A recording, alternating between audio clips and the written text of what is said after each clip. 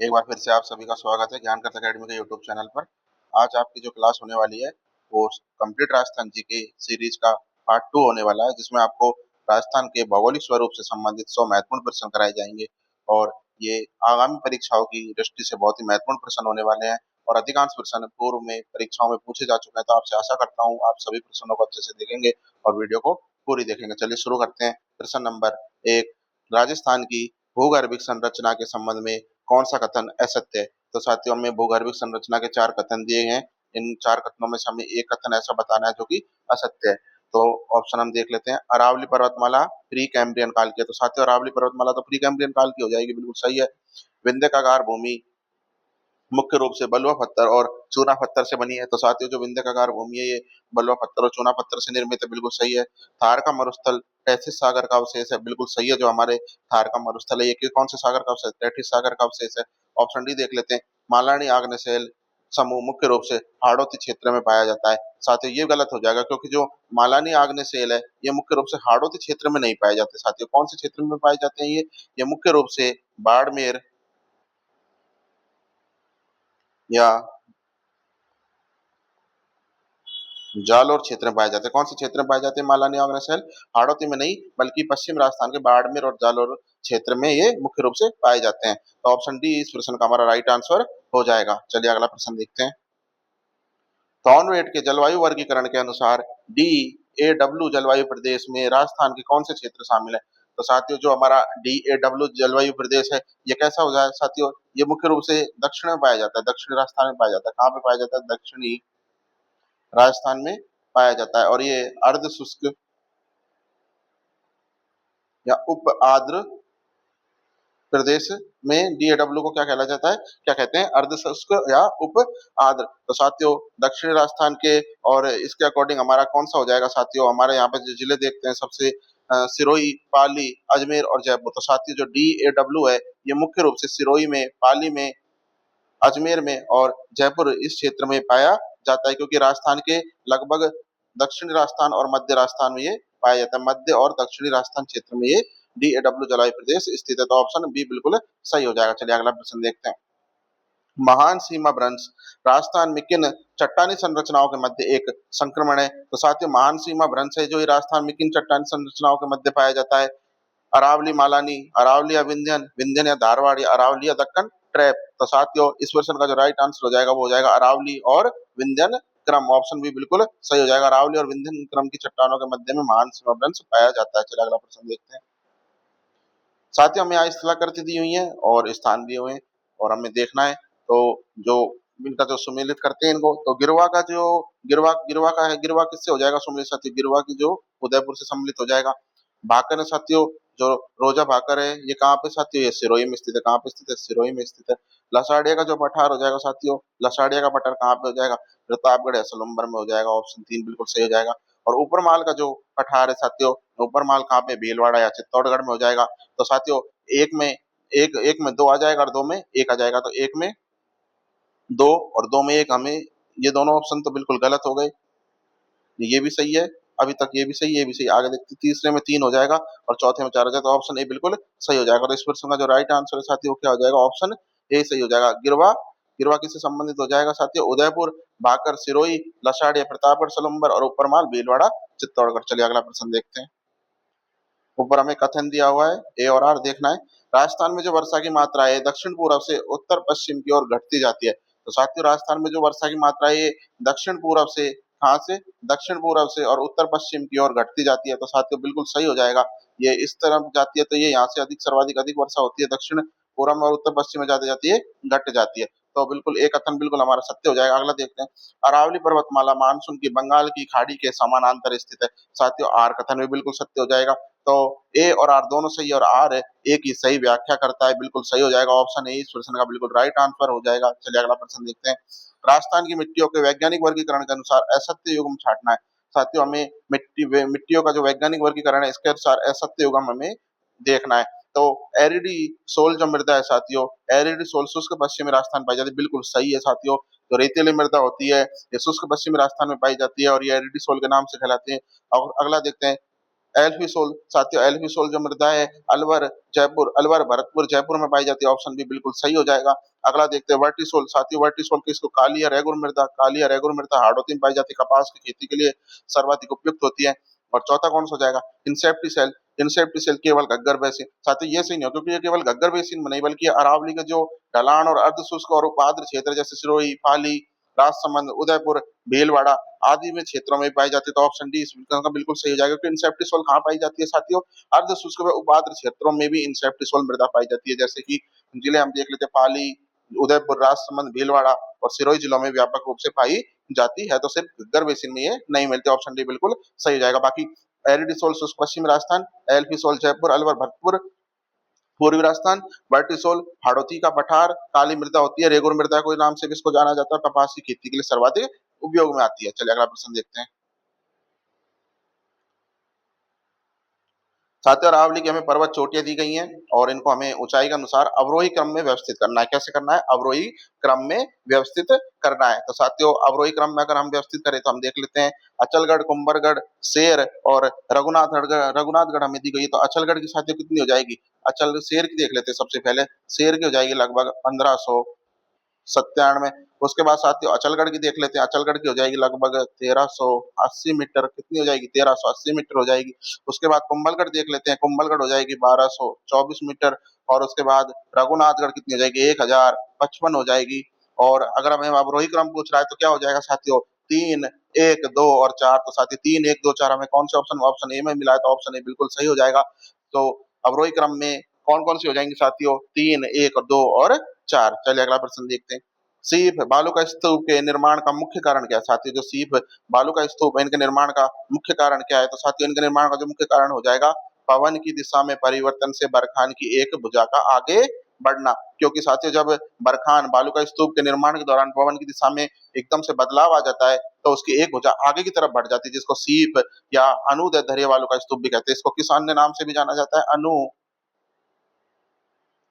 अनुदैर्ध्य बालू का स्तूप के नाम से भी जाना जाता है, चाहे इसको सीप कह लो। तो पवन की दिशा में साथियों जो एकदम से परिवर्तन होता है तो बरखान की एक भुजा किस तरफ हो जाती है? आगे की तरफ हो जाती है, तो इस कारण से इसको सीप या अनुदैर्ध्य बालू का स्तूप कहते हैं। चलिए अगला प्रश्न देखते हैं। कोपेन के जलवायु वर्गीकरण के अनुसार BSHW प्रदेश की प्रतिनिधि वनस्पति कौन सी है? तो साथियों BSHW कौन सा होता है साथियों? एक प्रकार से इस टाइप प्रकार की वनस्पति पाई जाती है, कैसी पाई जाती है? कोपेन के BSHW जिसको अर्ध शुष्क जलवायु कौन सी होती है? एक बार तो ये देख लेते हैं। BSHW अर्ध शुष्क जलवायु होती है, इसमें स्टेपी प्रकार की वनस्पति पाई जाती है, अर्थात स्टेपी का मतलब क्या हो जाएगा? जैसे छोटी घास की और कटीली झाड़ियां जो कटीली झाड़ियां टाइप में होती है ना, छोटी छोटी जो झाड़ियां होती हैं कटीली झाड़ियां, उनको क्या कहते हैं? स्टेपी जलवायु, स्टेपी प्रकार की वनस्पति उनको कहते हैं और ये मुख्य रूप से कहाँ पाई जाती है साथियों? आपको पता है कि अगर झाड़ियां कांटेदार हो रही है तो एक तरह से रेगिस्तान में पाई जाती है, तो रेगिस्तान में कौन कौन से जिले मुख्य रूप से? बाड़मेर, जोधपुर, नागौर, सीकर। साथियों बाड़मेर, जोधपुर, नागौर,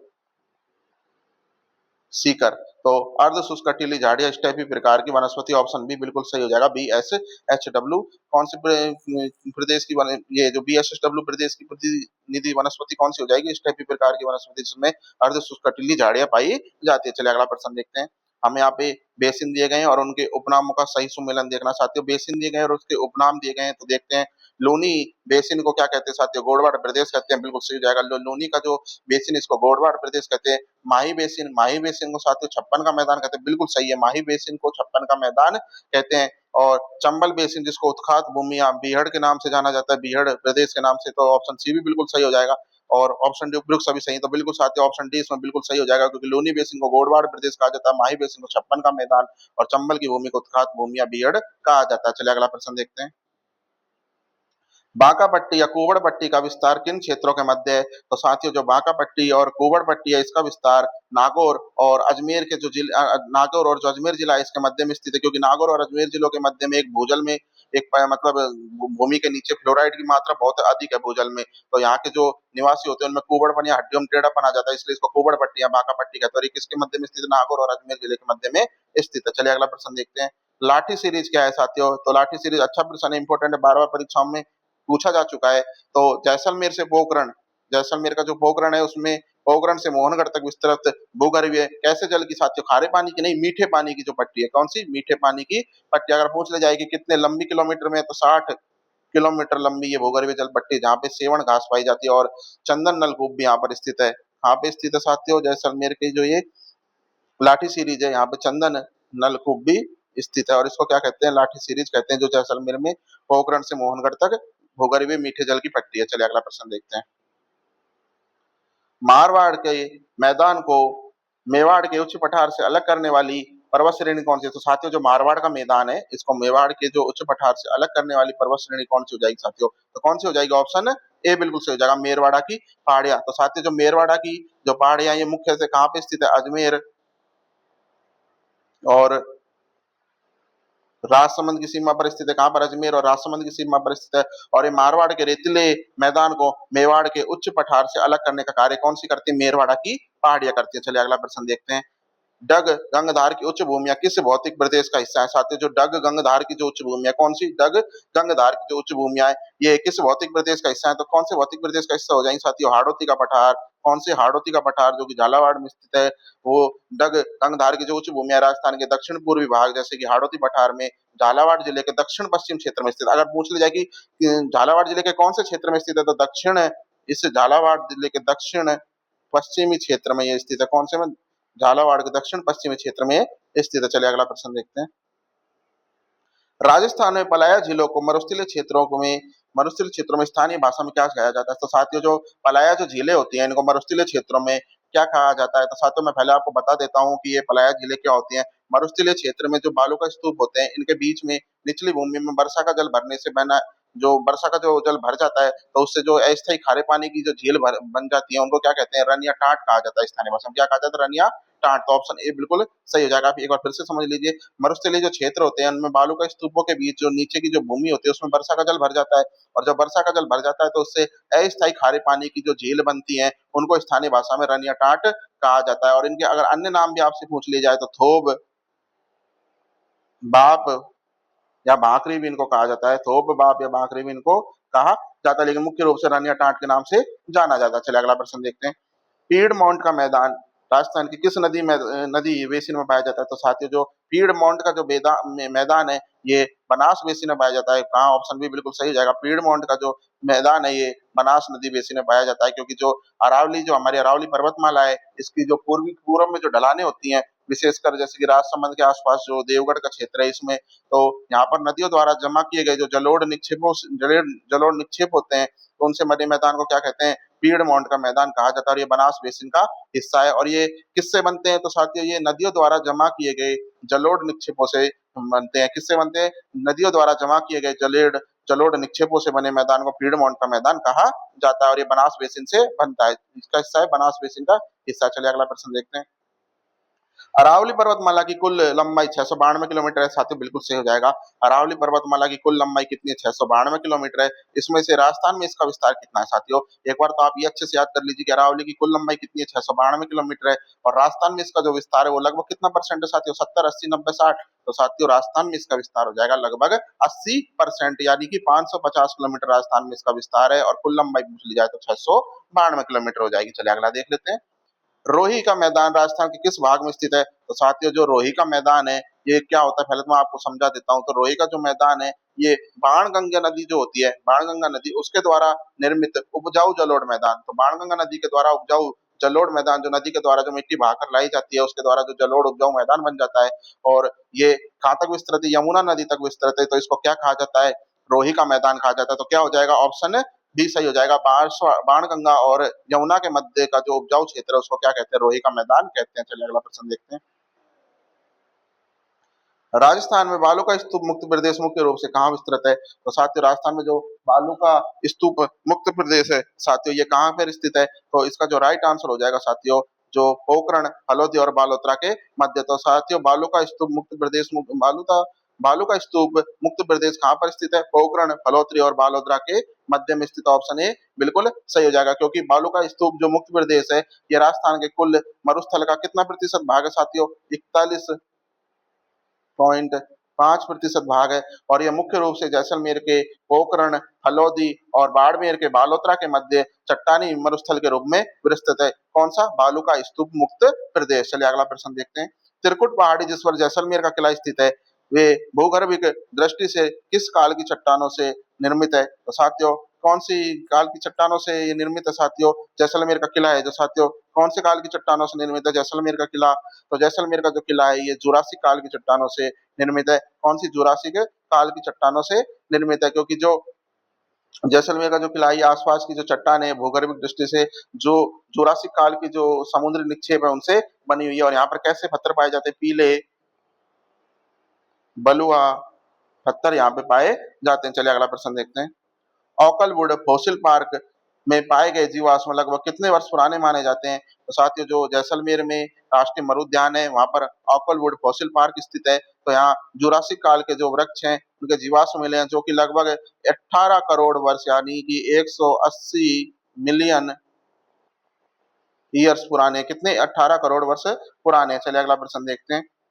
निम्नलिखित में से कौन सा अरावली का पठार अरावली पर्वतमाला से संबंध नहीं है? साथियों, अरावली पर्वतमाला से संबंध पठार नहीं है। ऑप्शन दिए उड़िया का, भौरट का, मालवा का और लसाड़िया का। तो साथियों, इस प्रश्न का जो राइट आंसर हो जाएगा वो हो जाएगा साथियों मालवा का पठार। कौन सा? अरावली पर्वतमाला से कौन सा संबंधित नहीं है? मालवा का पठार संबंधित नहीं है, क्योंकि जो उड़िया का है, बौराट का है और जो लसाड़िया के जो पठार है ये कौन सी पर्वतमाला के हिस्से हैं? ये अरावली पर्वतमाला के हिस्से हैं। चलिए अगला प्रश्न देखते हैं। राजस्थान में मरुस्थलीकरण के लिए सर्वाधिक उत्तरदायी बालू का स्तूप कौन से हैं? तो साथियों, मरुस्थलीकरण के लिए अगर सर्वाधिक उत्तरदायी बालू का स्तूप किसी को माना गया तो किसको माना गया है? ऑप्शन बी बिल्कुल सही हो जाएगा। बरखान, जिनको अर्धचंद्राकार बालू का स्तूप भी कहा जाता है। हवा की जो दिशा है उसमें बहुत तेज गति से ये आगे बढ़ते हैं। इनकी गतिशीलता के कारण ये मरुस्थलीकरण के लिए सर्वाधिक जिम्मेदार है। तो ऑप्शन बी बिल्कुल सही हो जाएगा। कौन है सर्वाधिक जिम्मेदार? बरखान का बालू का स्तूप। अगला प्रश्न देखते हैं। 56 की पहाड़ियां जिनको जो नाकोड़ा पर्वत है उसको कहा जाता है, कहाँ पर स्थित है? तो साथियों, 56 की जो पहाड़ियां हैं ये सिवाना बाड़मेर में स्थित है। कहाँ पर? सिवाना बाड़मेर में स्थित है, क्योंकि बाड़मेर जिले में जो सिवाना है, जो कि अब कहाँ पे है वर्तमान में? ये अब ये बाड़मेर में ना होकर कहाँ पर है? बालोतरा में स्थित है। कहाँ पे? बालोतरा में स्थित है। यहाँ पर गोलाकार पहाड़ियों को 56 की पहाड़ियां कहा जाता है और यहाँ पे नाकोड़ा पर्वत, जैन तीर्थ और पीपलूद भी स्थित है। चलिए अगला प्रश्न देखते हैं। कथन वाला प्रश्न हो जाएगा साथियों। देखते हैं। पूर्वी राजस्थान के जो मैदान है ये कृषि की दृष्टि से राज्य के सर्वाधिक समृद्ध क्षेत्र। साथियों, बिल्कुल सही है। पूर्वी राजस्थान में जो नदियों के बेसिन के द्वारा, नदियों के द्वारा साथियों जलोढ़ मृदा, उपजाऊ मृदा लाई गई, इसके कारण यहाँ के जो कृषि प्रदेश है सर्वाधिक समृद्ध है। बिल्कुल सही है। उपजाऊ मैदान है, यहाँ पे खेती बहुत अच्छी होती है और यह मैदान गंगा यमुना की सहायक नदियों द्वारा लाई गई जलोढ़ मृदा से निर्मित है। बिल्कुल साथी, क्योंकि यहाँ जो गंगा यमुना की सहायक नदी है यहाँ इनसे जलोढ़ मृदा लाई गई, जिससे ये क्या है, बहुत ही इनकी जो मिट्टी है बहुत ही अधिक उपजाऊ हो गई। तो ये बिल्कुल सही है। तो इसका जो राइट आंसर हो जाएगा कथन ए और आर दोनों सही है और आर ए की सही व्याख्या करता है। बिल्कुल सही, ऑप्शन ए बिल्कुल सही हो जाएगा, क्योंकि दोनों ही कथन यहाँ पे सर्वाधिक उपयुक्त है। अगला प्रश्न देखते हैं। राजस्थान में देशहरों का क्षेत्र कहाँ पे स्थित है साथियों? तो मैं आपको बता देता हूँ देशहरों का जो क्षेत्र है। देशहरों क्या होता है? तो साथियों, ये रागा और जो जरगा पर्वत है, कौन कौन से? रागा और जरगा पर्वत की चोटियों के मध्य। साथियों, रागा और जरगा पर्वत की चोटियों के मध्य का जो पहाड़ी क्षेत्र है, कौन सा क्षेत्र है? पहाड़ी क्षेत्र, जो वर्ष भर हरियाली से युक्त रहता है। तो इसलिए उसको मतलब स्थानीय भाषा में क्या कहने लगे? देशहरो कहने लगे, क्योंकि ये मतलब वर्ष भर ही हरियाली से युक्त रहता है। कौन कौन से पर्वत के मध्य? रागा और जरगा पर्वत के मध्य। और ये कहाँ पर स्थित है? ये उदयपुर जिले में स्थित है। तो साथियों, ऑप्शन ए बिल्कुल सही हो जाएगा। रागा और जरोगा पर्वतों के मध्य का वर्ष भर हरा रहने वाला क्षेत्र क्या कहलाता है? देशहरो कहलाता है। और ये कहाँ पर स्थित है? उदयपुर में स्थित है। कहाँ पे? उदयपुर में स्थित है। चलिए अगला प्रश्न देखते हैं।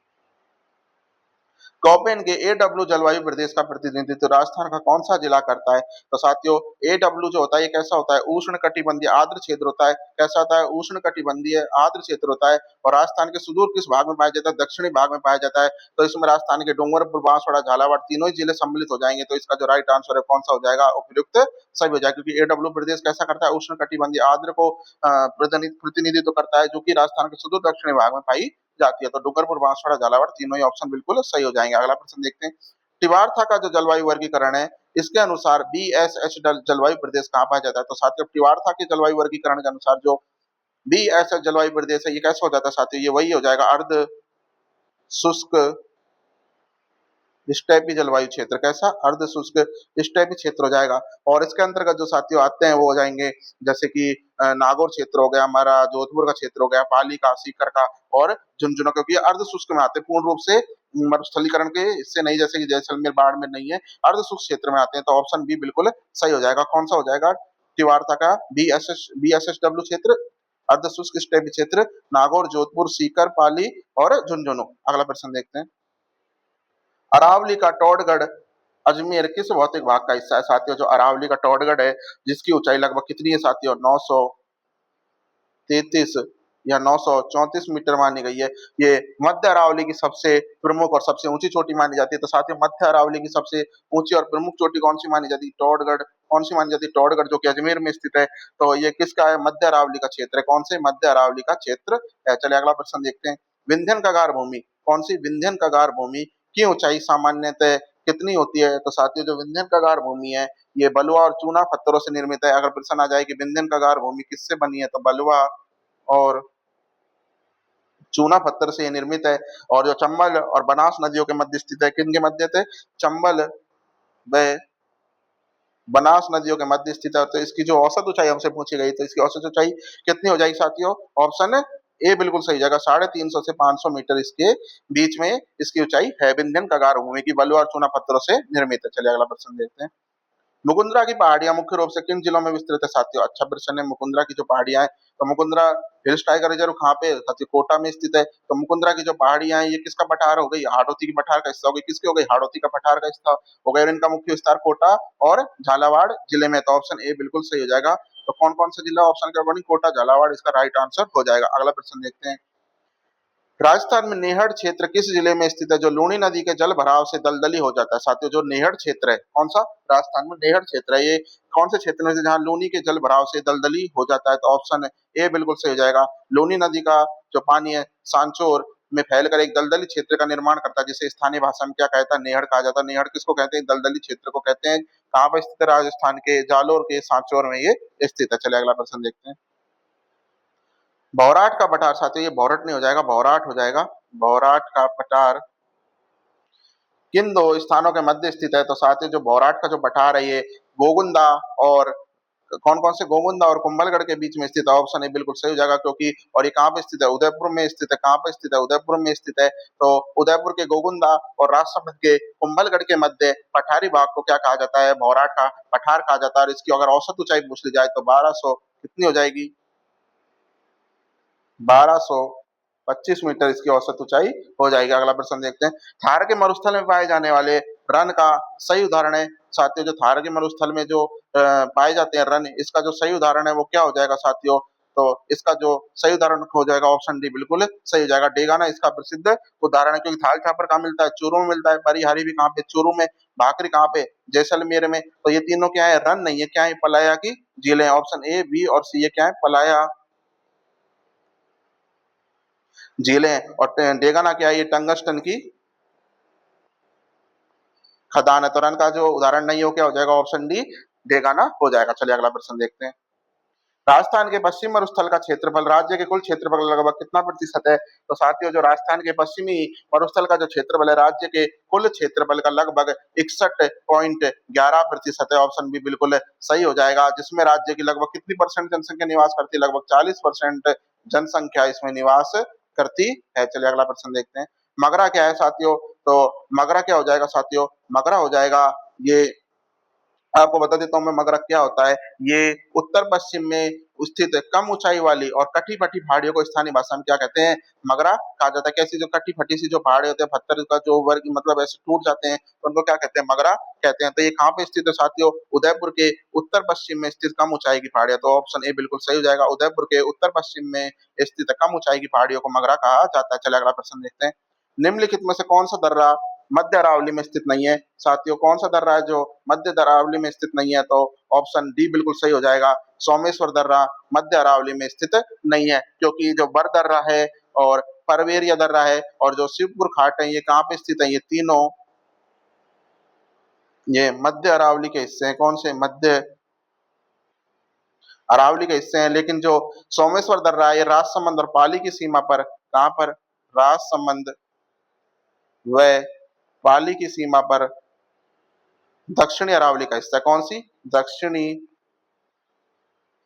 अरावली का ये हिस्सा हो जाएगा सोमेश्वर दर्रा। अगला प्रश्न देखते हैं, खैराड़ व माल खैराड़ किस नदी क्षेत्र के अंतर्गत आते हैं? किस नदी बेसिन के अंतर्गत आते हैं? तो साथियों खैराड़ और माल खैराड़ साथियों ये बनास के बेसिन के अंतर्गत आते हैं। कौन सी? बनास बेसिन के अंतर्गत आते हैं, क्योंकि जो भीलवाड़ा की जहाजपुर तहसील है, कौन सी? भीलवाड़ा की जहाजपुर तहसील और टोंक का क्षेत्र जो अपनी मिश्रित संस्कृति अर्थात खैराड़ी और विशिष्ट स्थलाकृति के लिए जाना जाता है, ये कौन से बेसिन का हिस्सा? बनास बेसिन का हिस्सा, जिसको खैराड़ या माल खैराड़ कहते हैं और बनास बेसिन का ये हिस्सा। चलिए अगला प्रश्न देखते हैं, अरावली पर्वतमाला के संबंध में असत्य कथन का चयन करो। साथियों तो अरावली पर्वतमाला के संबंध में जो असत्य कथन है ये हो जाएगा कौन सा? ये एक अवशिष्ट पर्वतमाला है। साथियों बिल्कुल सही है, अवशिष्ट पर्वतमाला है। यह जल विभाजक का कार्य करती है, बिल्कुल करती है जल विभाजक का। इसका सर्वाधिक विस्तार उदयपुर जिले में है, हाँ बिल्कुल इसका सर्वाधिक विस्तार उदयपुर जिले में। इसकी उत्पत्ति कैलोडोनियन हलचल के दौरान हुई है। नहीं साथियों बिल्कुल गलत हो जाएगा, क्योंकि इसकी जो उत्पत्ति है वो कब हुई है? प्री कैम्ब्रियन काल में चरनियन कौन सी? चरनियन हलचलों के कारण हुई है, ना कि कैलेडोनियन। तो साथियों प्री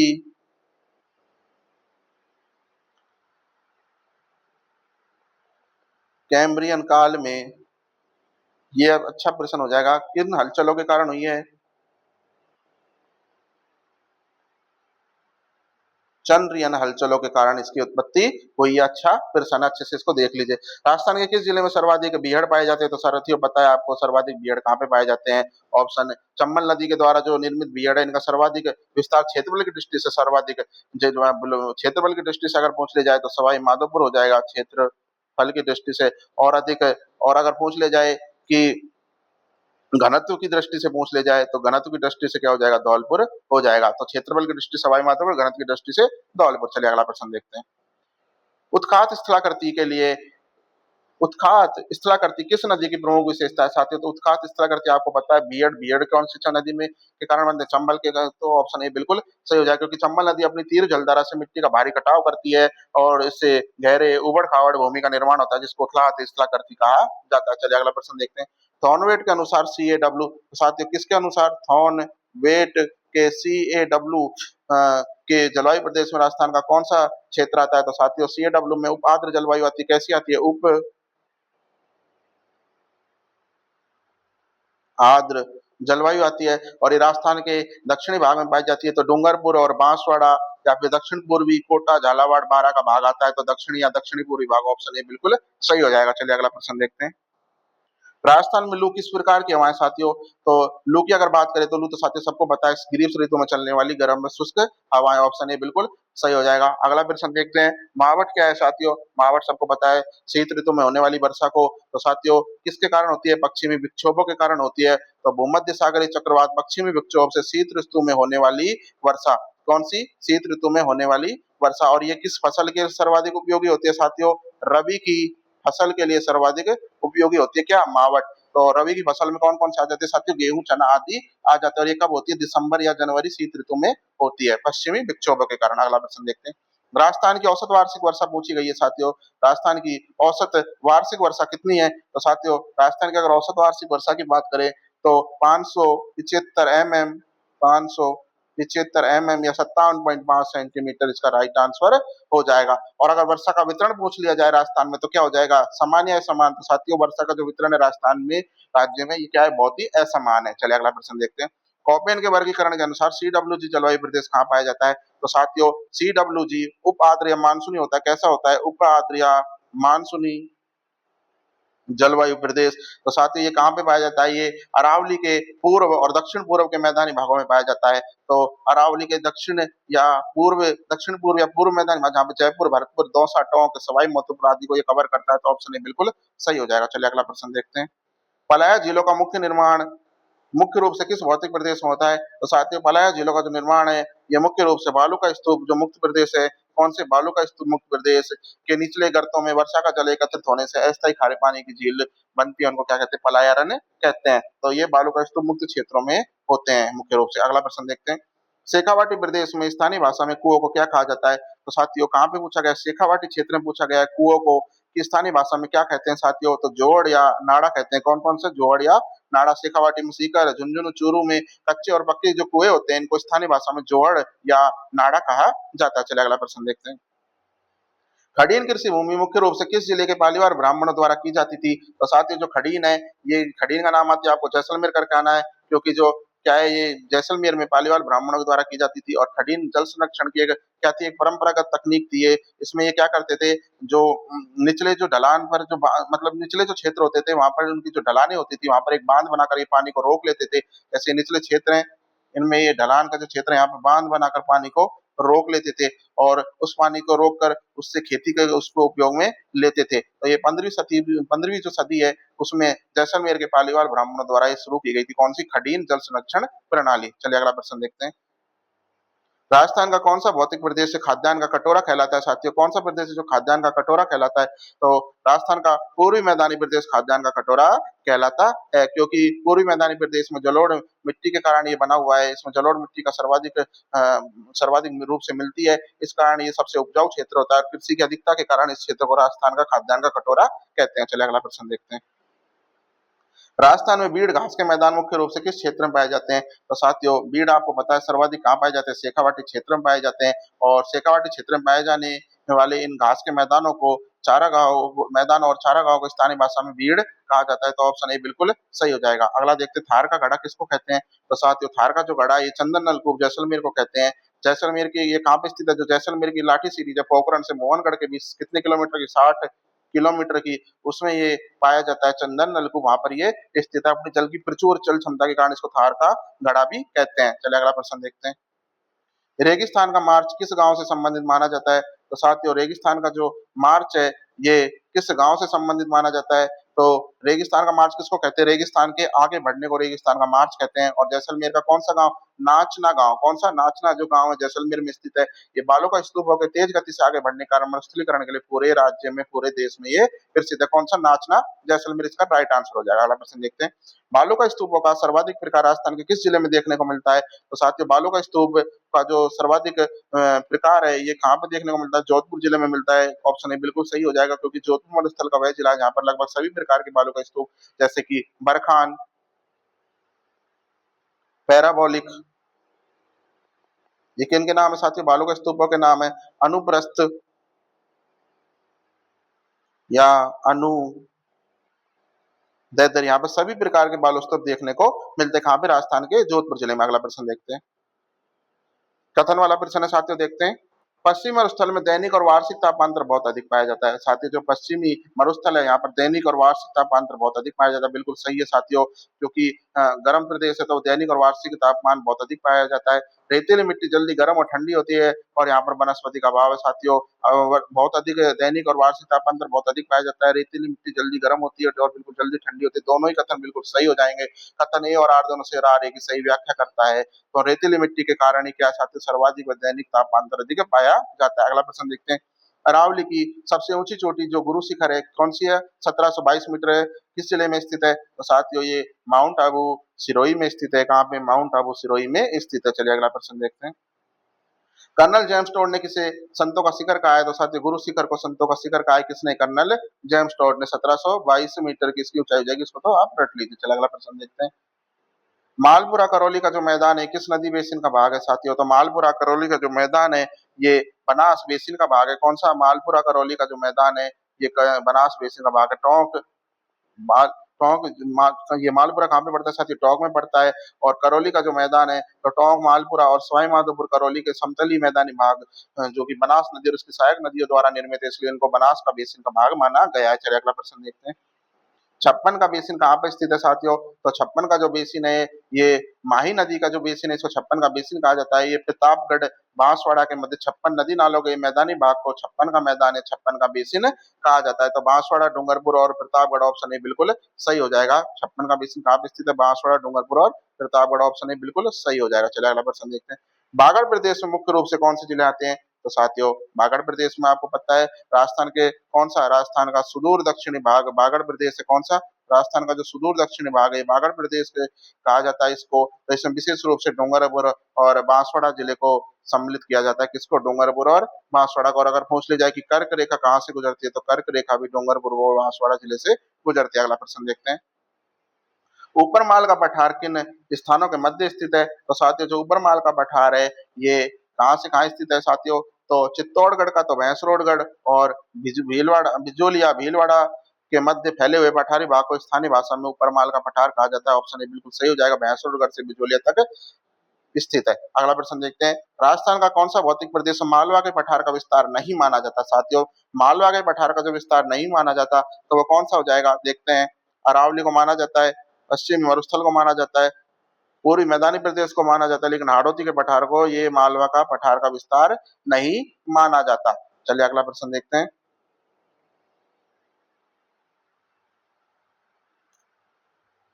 क्रास्का और कांकनवाड़ी के पठार राजस्थान के किस जिले में स्थित है? तो साथियों क्रास्का और कांकनवाड़ी के जो पठार है राजस्थान के अलवर जिले में सरिस्का वन्य जीव अभ्यारण्य में स्थित है। चलिए अगला प्रश्न, और कांकनवाड़ी का किला भी कहाँ बना हुआ है? तो साथियों कांकनवाड़ी का किला भी सरिस्का अलवर में बना हुआ है। अगला प्रश्न देखते हैं, जाला और सिवाना की पहाड़ियां किस प्रकार की चट्टानों से निर्मित है? तो साथियों जो जालोर सिवाना जो जालोर की पहाड़ियां हैं किस प्रकार की चट्टानों से निर्मित है? तो साथियों ये ग्रेनाइट और राइयोलाइट की चट्टानों से निर्मित है। ग्रेनाइट और राइयोलाइट की चट्टानों से ये निर्मित है, इसलिए जालोर को किसके नाम से भी जाना जाता है? ग्रेनाइट सिटी के नाम से भी जाना जाता है। अगला प्रश्न देखते हैं, सुंदा पर्वत साथियों कहाँ पर स्थित है जहाँ राजस्थान का पहला रोपवे स्थापित किया? तो साथियों आपको पता है सुंदा पर्वत कहाँ पर स्थित है? जालोर में स्थित है। ऑप्शन ए बिल्कुल सही हो जाएगा। सुंदा पर्वत कहाँ पे स्थित है? ऑप्शन ए बिल्कुल सही हो जाएगा, जालोर में स्थित है। और जहाँ पर राजस्थान का पहला रोपवे कब स्थापित किया गया था? 2006 में स्थापित किया गया था। कब किया गया था? 2006 में स्थापित किया गया था। और ये जालोर जिले में अगर पूछ ली जाएगी कौन सी पहाड़ियों पर स्थित है, तो जसवंत पुरा की पहाड़ियों पर ये स्थित है। अगला प्रश्न देखते हैं, थार का मरुस्थल का विस्तार किन राज्यों तक फैला है? ऑप्शन ए राजस्थान, गुजरात, पंजाब, हरियाणा, केवल राजस्थान, राजस्थान और गुजरात, और राजस्थान, पंजाब और मध्य प्रदेश। तो साथियों थार का जो मरुस्थल है ये राजस्थान, गुजरात, पंजाब और हरियाणा में फैला। ऑप्शन ए बिल्कुल सही हो जाएगा। चलिए अगला प्रश्न देखते हैं,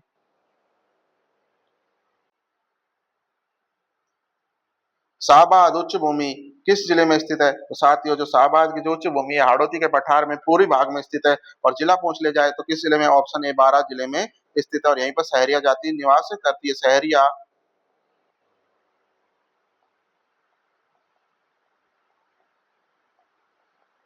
जनजाति भी कहाँ पे निवास करती है? यहीं पे निवास करती है। राजस्थान के किस भाग में, किस क्षेत्र में कछारी मृदा है जो बहुतायत में पाई जाती है? तो कछारी मृदा कहाँ पाई जाती है साथियों? कछारी मृदा नदियों के द्वारा जो बहाकर लाई गई जलोढ़ मिट्टी होती है, इसी को कछारी मृदा भी कहते हैं। ये मुख्य रूप से चंबल, बनास और बाणगंगा मैदानों के पूर्व भाग के आसपास पाई जाती है और पूर्वी मैदानी भाग में पाई जाती है। ऑप्शन ए बिल्कुल सही हो जाए, कछारी मृदा कहाँ पाई जाती है? पूर्वी मैदान भाग में पाई जाती है। अगला प्रश्न देखते हैं, राजस्थान के राजस्थान में लाल लोमी मृदा का मुख्य क्षेत्र कौन सा है साथियों? तो लाल लोमी जो मृदा है राजस्थान में ये कहाँ पे पाई जाती है? लाल लोमी मृदा डूंगरपुर व बांसवाड़ा क्षेत्र में पाई जाती है। ऑप्शन ए बिल्कुल सही हो जाएगा। अगला प्रश्न देखते हैं, और इसको लाल लोमी मृदा क्यों है? क्योंकि इसमें लौह तत्व की अधिकता होती है। कौन से तत्व की? लौह तत्व की अधिकता किस मृदा में होती है? लाल लोमी मृदा में होती है, जो डूंगरपुर बांसवाड़ा क्षेत्र में पाई जाती है। अगला प्रश्न देखते हैं, सिरोजम या दूसर मरुस्थलीय मृदा किन जिलों में मिलती है? तो साथियों सिरोजम या दूसर मरुस्थलीय मृदा है ये किन जिलों में मिलती है? तो ये नागौर, जालोर, सीकर व पाली। ऑप्शन ए बिल्कुल सही हो जाएगा, क्योंकि सिरोजम या जो दूसर मरुस्थलीय मृदा है ये अरावली के पश्चिम में, कहाँ पे? अरावली के पश्चिम में अर्ध शुष्क स्टेपी क्षेत्र जो लूनी बेसिन और शेखावाटी का हिस्सा यहाँ पे पाई जाती है। चलिए अगला प्रश्न देखते हैं, राजस्थान में भूरी रेतीली मिट्टी में किस तत्व की अधिकता होती है? तो साथियों जो राजस्थान में भूरी रेतीली मिट्टी होती है तो साथियों इसमें फॉस्फेट की अधिकता अधिक होती है। ऑप्शन ए बिल्कुल सही हो जाएगा, भूरी रेतीली मिट्टी में फॉस्फेट की अधिकता, फॉस्फेट जो होता है ये अधिक मात्रा में पाया जाता है। चलिए अगला प्रश्न देखते हैं, तो ये जो भूरी रेतीली मृदा ये कृषि के लिए बहुत उपयोगी होती है क्योंकि इसमें फॉस्फेट की अधिकता होती है। अगला प्रश्न देखते हैं, राजस्थान की जलवायु को प्रभावित करने वाला सबसे महत्वपूर्ण कारक कौन सा है साथियों? तो जलवायु को प्रभावित करने वाला महत्वपूर्ण कारक हम देख लेते हैं, अरावली की स्थिति और दिशा। बिल्कुल साथियों ये बिल्कुल हमारी जो जलवायु इसको प्रभावित करती है। समुद्र तट से दूरी ये भी बिल्कुल एक महत्वपूर्ण कारण है। अक्षांश स्थिति ये भी बिल्कुल एक महत्वपूर्ण कारक है, क्योंकि यही कर्क रेखा का गुजरना अक्षांश स्थिति भी एक महत्वपूर्ण कारक है। तो साथियों ऑप्शन डी उपयुक्त सभी, तो ये बिल्कुल तीनों कारण नहीं उपयुक्त सभी बिल्कुल इसका सही हो जाएगा। ये हमारी राजस्थान की जलवायु को प्रभावित करने में महत्वपूर्ण भूमिका निभाते हैं। अगला प्रश्न देखते हैं, राजस्थान में सर्वाधिक वर्षा मानसून की किस शाखा से होती है? तो साथियों जो हमारे राजस्थान में जो सर्वाधिक वर्षा है किस मानसून की शाखा से होती है? तो ये दो ऑप्शन, बिल्कुल दो ऑप्शनों में से हमें देखना है, अरावली अरब सागर की शाखा या बंगाल की खाड़ी की शाखा। तो साथियों बंगाल की खाड़ी से की जो शाखा है इससे सर्वाधिक वर्षा होती है, क्योंकि जो अरब सागर की जो शाखा है वो अरावली का क्या है? समानांतर है। जो अरब सागर की जो शाखा है ये अरावली के कैसी हो जाएगी? समानांतर हो जाएगी। तो इस कारण से ये बिना बारिश किए ही निकल जाती है। और जो राजस्थान में सर्वाधिक वर्षा है, जो कि लगभग कितनी 90% है, ये बंगाल की खाड़ी की जो मानसून शाखा है, जिनको पुरवैया भी कहा जाता है। क्या कहा जाता है? पुरवैया भी कहा जाता है। इनके कारण ही होती है। तो ऑप्शन ए बिल्कुल सही हो जाएगा। राजस्थान का सबसे आर्द्र जिला कौन सा है साथियों? तो राजस्थान का अगर सबसे आर्द्र जिला पूछ लिया जाए, तो राजस्थान का सबसे आर्द्र जिला या सर्वाधिक वर्षा प्राप्त करने वाला जिला झालावाड़ हो जाएगा, जहाँ पे लगभग एवरेज जो वर्षा होती है वो कितनी होती है? 100 सेंटीमीटर होती है। अगला प्रश्न देख लेते हैं। राजस्थान का सर्वाधिक आर्द्र स्थान कौन सा है? तो साथियों, अगर हमने अभी राजस्थान का सर्वाधिक आर्द्र जिला देखा झालावाड़, और आर्द्र स्थान की बात करें तो राजस्थान का सर्वाधिक आर्द्र स्थान माउंट आबू हो जाएगा। ऑप्शन ए बिल्कुल सही है, क्योंकि जो माउंट आबू है, यहाँ पर जो औसत वार्षिक वर्षा होती है वो 150 सेंटीमीटर होती है। चलिए अगला प्रश्न देखते हैं। राजस्थान में सबसे गर्म जिला कौन सा है? तो राजस्थान का सबसे कम वर्षा वाला और सबसे, साथियों, कम वर्षा वाला जिला या गर्म जिले की बात करें तो कम वर्षा वाला जो जिला हो जाएगा, यहाँ पे औसत वर्षा लगभग कितनी होती है? 10 सेंटीमीटर होती है। ओनली 10 सेंटीमीटर होती है। तो कौन सा हो जाएगा? ऑप्शन ए बिल्कुल सही हो जाएगा। राजस्थान में सबसे कम वर्षा वाला जिला जैसलमेर होता है। चलिए अगला प्रश्न देखते हैं। धार के मरुस्थल में बालू का स्तूपों के बीच निचली भूमि, जहां वर्षा का जल भर जाने से अस्थायी झील बन जाती है, उन्हें क्या कहते हैं साथियों? फिर से यही प्रश्न आ गया। तो क्या कहते हैं साथियों? उनको पलाया या पलाया झीलें कहते हैं उनको। तो मरहो या रन उनको स्थानीय भाषा में कहा जाता है। तो क्या हो जाएगा? रेतीले जो मरुस्थल होते हैं, उनमें जो बालू के स्तूप के नीचे की भूमि को क्या कहा जाता है? मरहो कहा जाता है, जिनमें वर्षा का जल भर जाता है। तो उन्हें रन या टाट भी कहा जाता है। उन्हें रन या टाट भी कहा जाता है। अगला प्रश्न देखते हैं। रेतीले शुष्क मैदान, कौन से रेतीले शुष्क और अर्ध शुष्क मैदान को विभाजित करने वाली समवर्षा रेखा कौन सी है? तो साथियों, जो पश्चिमी शुष्क रेतीला मैदान है, और कौन सा रेतीला शुष्क मैदान और अर्ध शुष्क मैदान, जो इसको जो विभाजित करने वाली समवर्षा रेखा है, वो कौन सी हो जाएगी? ऑप्शन ए 25 सेंटीमीटर होती है, क्योंकि जो 25 सेंटीमीटर समवर्षा रेखा है थार के मरुस्थल को दो भागों में बांटती है। थार का जो मरुस्थल है, इसको कितने भागों में बांटती है? दो भागों में इसको विभक्त करती है। पश्चिमी रेतीला शुष्क मैदान, जहाँ पे 25 सेंटीमीटर से कम वर्षा होती है, और पूर्वी अर्ध शुष्क मैदान, जिसको भांगड़ प्रदेश के नाम से भी जाना जाता है। तो थार के मरुस्थल को दो भागों में बांटती है 25 सेंटीमीटर वर्षा रेखा। अगला प्रश्न देखते हैं। अरावली पर्वतमाला को पश्चिमी मरुस्थल से अलग करने वाली समवर्षा रेखा कौन सी है? तो साथियों, जो अरावली की जो पर्वतमाला है, इसको पश्चिमी मरुस्थल से अलग करने वाली अगर समवर्षा रेखा आपसे पूछ ली जाए, तो 50 centimetre Varsha Rekha. Option A बिल्कुल सही हो जाएगा, क्योंकि जो 50 सेंटीमीटर समवर्षा रेखा है अरावली पर्वतमाला के साथ साथ गुजरती है। कैसे गुजरती है? उसके साथ साथ गुजरती है, जो राजस्थान को मोटे तौर पर पश्चिमी मरुस्थल और पूर्वी मैदानी भाग में अधिक वर्षा करती है, और पश्चिमी मरुस्थल भाग में क्या करती है? कम वर्षा करती है। तो इस कारण से ये विभाजित करती है 50 सेंटीमीटर वर्षा रेखा। अगला प्रश्न देखते हैं। गोडवाड़ प्रदेश को किस अन्य नाम से जाना जाता है? तो साथ में जो गोडवाड़ प्रदेश है, इसको लूणी जवाई बेसिन के नाम से जाना जाता है, क्योंकि जो अर्ध शुष्क मरुस्थल का जो दक्षिणी भाग है, कौन सा? अर्ध शुष्क मरुस्थल का जो दक्षिणी भाग है, जहाँ पर लूणी और उसकी सहायक नदी जो जवाई बहती है। तो लूणी की सहायक नदी कौन सी जाएगी? जवाई। तो पाली, जालोर और सिरोही, पाली, जालोर और सिरोही का कुछ भाग, इसको ऐतिहासिक रूप से गोडवाड़ प्रदेश के नाम से जाना जाता है, और लूणी जवाई बेसिन को ही गोडवाड़ प्रदेश के नाम से जाना जाता है। अगला प्रश्न देखते हैं। नागौर उच्च भूमि की समुद्र तल से ऊंचाई कितनी है साथियों? जो नागौर उच्च भूमि है, जो कि लूणी बेसिन और शेखावाटी के मध्य एक अंतर प्रवाह का क्षेत्र है। किसके मध्य? लूणी बेसिन के मध्य, एक मिनट, लूनी बेसिन और शेखावाटी के मध्य एक अंतर्प्रवाह क्षेत्र है, जिसकी समुद्र तल से अगर औसत ऊंचाई की बात करें तो 300 से 500 मीटर हो जाएगी। ऑप्शन ए बिल्कुल सही हो जाएगा। चलिए अगला प्रश्न देखते हैं। राजस्थान में फ्लोराइड की सर्वाधिक समस्या किन भौतिक क्षेत्रों में पाई जाती है? तो साथियों, सर्वाधिक जो फ्लोराइड की समस्या है, ये राजस्थान के अर्ध शुष्क मरुस्थलीय प्रदेश में पाई जाती है। और अर्ध शुष्क मरुस्थलीय प्रदेश में ऑप्शन के अकॉर्डिंग नागौर और अजमेर, ऑप्शन ए बिल्कुल सही हो जाएगा, क्योंकि अर्ध शुष्क प्रदेश में नागौर और अजमेर के मध्य की जो पट्टी है, जिसको कुबड़ पट्टी के नाम से जाना जाता है, इसमें फ्लोराइड की सर्वाधिक समस्या पाई जाती है। अगला प्रश्न देखते हैं। डोरा पर्वत राजस्थान के किस जिले में स्थित है? तो साथियों, डोरा पर्वत की बात करें तो डोरा पर्वत है जो जालोर जिले में स्थित है। कहाँ पे स्थित है? जालोर जिले में स्थित है। और जसवंतपुरा की जो पहाड़ियां होती हैं, उनके सर्वोच्च चोटी को क्या कहते हैं? डोरा पर्वत कहते हैं, जिसकी लगभग ऊंचाई 869 मीटर है। कितनी है? डोरा पर्वत की जो जसवंतपुरा की पहाड़ियों की सर्वोच्च चोटी है, जो डोरा पर्वत के नाम से जानी जाती है, तो इसकी ऊंचाई लगभग कितनी है? 869 मीटर हो जाएगी। राजस्थान में विंध्यन कगार किन नदियों के मध्य स्थित है? तो साथियों जो विंध्यन कगार भूमि है ये मुख्य रूप से बलुआ पत्थरों से निर्मित है। ये एक महत्वपूर्ण प्रश्न है कि विंध्यन कगार भूमि बलुआ पत्थरों से निर्मित है और ये किन नदियों के मध्य थे? चंबल और बनास नदियों के मध्य स्थित है। ऑप्शन ए बिल्कुल सही हो जाएगा। चलिए अगला प्रश्न देखते हैं।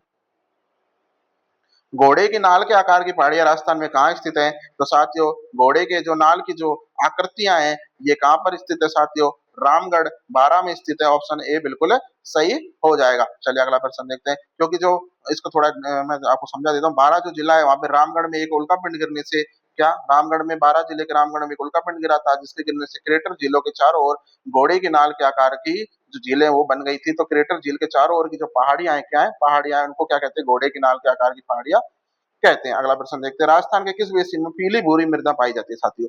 अच्छा प्रश्न है। पीली भूरी जो मृदा है ये किस बेसिन में पाई जाती है? ऑप्शन ए बिल्कुल सही हो जाएगा। बनास बेसिन में पाई जाती है क्योंकि बनास और उसकी जो सहायक नदियां हैं ये मुख्य रूप से भीलवाड़ा और सवाई माधोपुर अजमेर और टोंक का जो क्षेत्र है यहाँ पे मुख्य रूप से पीली व भूरी मृदा पाई जाती है जिसको सिरोजम मृदा का एक रूप माना गया है। कहाँ पे? बनास बेसिन में। अगला प्रश्न देखते हैं। रेहे कल्लड़ ऊसर किस प्रकार की मृदा के उपनाम है साथियों? बहुत ही अच्छा प्रश्न है। रेहे कल्लड़ ऊसर ये किन के नाम है? मृदा के उपनाम है। और कौन सी मृदा के उपनाम है साथियों? तो रेहे कल्लड़ ऊसर ये लवणीय मृदा के उपनाम है। कैसी? लवणीय मृदा के। क्योंकि जब मिट्टी में सोडियम और मैग्नीशियम के लवणों की अधिकता हो जाती है तो उसके ऊपर सफेद परत जमा हो जाती है। कैसे जमा हो जाती है?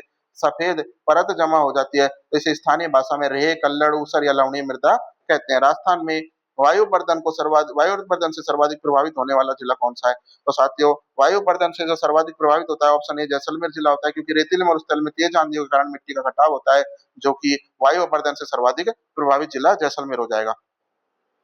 राजस्थान में जल अपर्दन से सर्वाधिक प्रभावित जिला कौन सा है? तो साथियों राजस्थान में जल अपर्दन से सर्वाधिक प्रभावित जिला आपको पता है चंबल के कारण कौन सा हो जाएगा? ऑप्शन ए कोटा हो जाएगा। अगला प्रश्न देखते हैं। सैम की समस्या जिसको जल भराव से राजस्थान का कौन सा क्षेत्र सर्वाधिक प्रभावित है? तो साथियों सैम की समस्या एक जल भराव की गंभीर समस्या है क्योंकि केशाकर्षण की जो क्रिया होती है जिसके द्वारा मिट्टी लवणी हो जाती है और ये समस्या आईएनजीबी नहर क्षेत्र विशेषकर हनुमानगढ़ के बडोपल जो गांव है वहां पे ये सर्वाधिक है। तो ऑप्शन ए बिल्कुल सही हो जाएगा। इंदिरा गांधी नहर का मानचित्र हनुमानगढ़ व श्रीगंगानगर और सर्वाधिक पूछी जाए तो हनुमानगढ़ के बडोपल क्षेत्र में। अगला प्रश्न देखते हैं। निम्न में से कौन सी चोटी अरावली के उत्तरी भाग में स्थित है? साथियों तो कौन सी चोटी जो अरावली के उत्तरी भाग में स्थित है? ये रघुनाथगढ़ में स्थित है। तो कौन सी चोटी? रघुनाथगढ़ की जो चोटी अरावली के उत्तरी भाग में स्थित है। और ये कहाँ पे स्थित है? ये सीकर जिले में स्थित है। कहाँ पे स्थित है? सीकर जिले में स्थित है। इसकी ऊंचाई लगभग 1055 मीटर हो जाएगी। चलिए अगला प्रश्न देखते हैं। और ये जो बाकी की अन्य जो चोटियां हैं ये कौन सी हैं? ये दक्षिण या मध्य अरावली की हैं। अगला प्रश्न देखते हैं। अरावली की घाटियों में बसी जनजाति द्वारा की जाने वाली स्थानांतरित कृषि को क्या कहते हैं? तो साथियों जो अरावली की घाटियों में बसी जनजाति द्वारा की जाने वाली स्थानांतरित कृषि को क्या कहते हैं? झूमिंग कुमारी वालरा पोडू। तो साथियों इसको स्थानांतरित कृषि को वालरा के नाम से जाना जाता है जिसको दजिया या चिमाता का नाम भी दिया गया है क्योंकि जो दक्षिणी राजस्थान है मुख्य रूप से मेवाड़ का जो क्षेत्र है इसमें भील व गरासिया जनजातियों के द्वारा वनों को जलाकर की जाने वाली स्थानांतरित कृषि को वालरा कहते हैं। पहाड़ों पर इसको चिमाता और मैदानों में इसको दजिया कहा जाता है। तो पहाड़ों पे क्या कहा जाता है? पहाड़ों पे दजिया कहा जाता है और मैदानों में इसको क्या कहा जाता है? चिमाता कहा जाता है। अगला प्रश्न देखते हैं। राजस्थान का सबसे ऊंचा पठार उड़िया का पठार जिसकी 1362 मीटर है ऊंचाई किस जिले में है? तो साथ ही उड़िया का पठार आपको पता है ऑप्शन ए बिल्कुल सही हो जाएगा। गुरु शिखर की जो चोटी है उसके जस्ट नीचे उड़िया का पठार स्थित है। तो ये माउंट आबू में है अगर स्थान आपसे पूछ ले जाए। और जिला सिरोही। अगला प्रश्न देखते हैं। थॉर्नवेट के जलवायु वर्गीकरण में ई अक्षर का क्या अर्थ है? तो साथियों जो थॉर्नवेट का जलवायु वर्गीकरण है यहाँ पर ई अक्षर का क्या अर्थ है? तो साथियों मैं आपको बता देता हूँ। थारवेट ने अपने जलवायु को नमी सूचकांक के आधार पर बांटा था। तो किसके आधार पर बांटा? नमी के आधार पर बांटा था। नमी के आधार पर बांटा था। और अगर इसमें पूछा जाए तो ए क्या हो जाएगा? ए इसमें आर्द्र हो जाएगा। क्या हो जाएगा? ए आर्द्र हो जाएगा। बी क्या हो जाएगा? उप आर्द्र हो जाएगा। बी कैसा हो जाएगा? उप आर्द्र। सी कैसा हो जाएगा? सी शुष्क हो जाएगा। और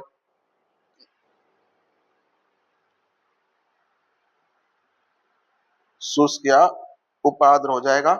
और डी कैसा हो जाएगा? डी अर्ध शुष्क हो जाएगा। कौन सा? डी। और ई का अर्थ क्या होता है? अत्यधिक शुष्क। कैसा होता है? अत्यधिक शुष्क जिसको इंग्लिश में क्या बोलते हैं? एरिड। क्या बोलते हैं? एरिड। तो साथियों इसका अर्थ क्या हो जाएगा? ई का अर्थ शुष्क या एरिड। ऑप्शन ए बिल्कुल सही हो जाएगा। अगला प्रश्न देखते हैं।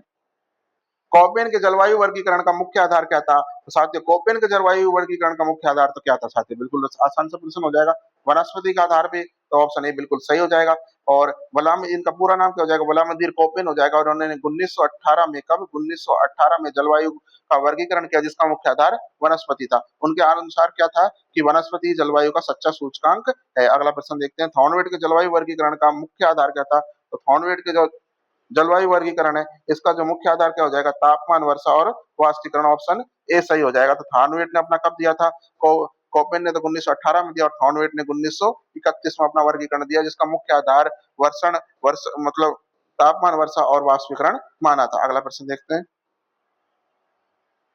ग्रीष्म ऋतु में राजस्थान में उत्पन्न होने वाली स्थानीय भंवर को क्या कहते हैं? तो साथियों, जो ग्रीष्म ऋतु में राजस्थान में उत्पन्न होने वाले स्थानीय भंवर को क्या कहा जाता है? तो साथियों, इसको भभूलिया कहा जाता है, जिसको हमारी देसी भाषा में बुबड़ा कहते हैं। तो ग्रीष्म ऋतु में अचानक वायु दाब कम होने के कारण, किसके कारण ग्रीष्म ऋतु में वायु दाब एकदम से कम हो जाता है? और इस वायु दाब के कम होने के कारण उत्पन्न होने वाले धूल भरे स्थानीय चक्रवातों को, छोटे जो चक्रवात होते हैं उनको बवंडर, जिनको राजस्थानी भाषा में भभूलिया कहा जाता है।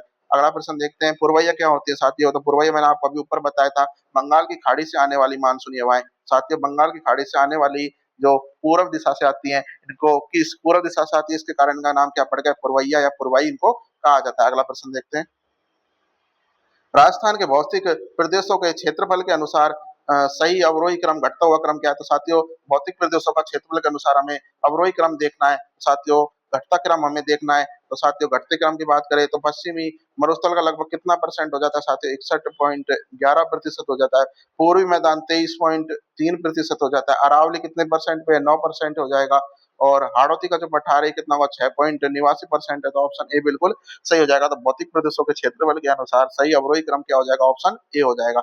अगला प्रश्न देखते हैं, कथन वाला प्रश्न है, हाड़ौती का पठार लावा निर्मित है इसलिए यहाँ काली मिट्टी अधिक पाई जाती है। बिल्कुल सही है। हाड़ौती का जो पठार है, ये काली मिट्टी यहाँ पे सर्वाधिक पाई जाती है और लावा निर्मित है। काली मिट्टी कपास और सोयाबीन की खेती के लिए सर्वाधिक उपयोगी। बिल्कुल सही है, ये भी बिल्कुल सही हो जाएगा। तो ऑप्शन ए और आर दोनों सही है, और आर ए की सही व्याख्या करता है, क्योंकि हाड़ौती का जो पठार है ये बेसाल्टिक लावा के विखंडन से बनाया।